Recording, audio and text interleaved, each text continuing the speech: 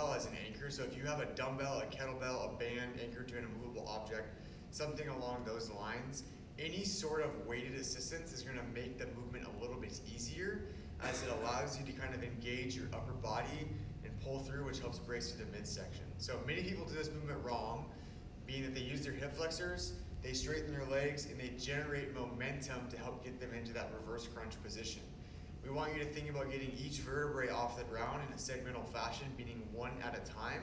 In order to do so, we need to take your hip flexors out of it, bend your legs so you can't create momentum, and that's going to allow for you to use your abdominals to create that segmental flexion from the bottom up.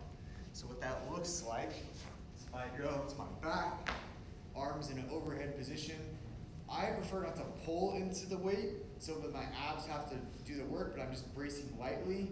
My knees need to be a little bit above my hips. I need to pull my heels to my butt, and then I'm just very slowly trying to segment until I go through a crunch and bring my knees all the way up toward my elbows, and then reverse that down to the bottom position very, very slowly. So if you're doing this correctly, it should isolate the load to your abs, and you shouldn't be feeling your hip flexors working, and you certainly shouldn't be straightening your legs, okay?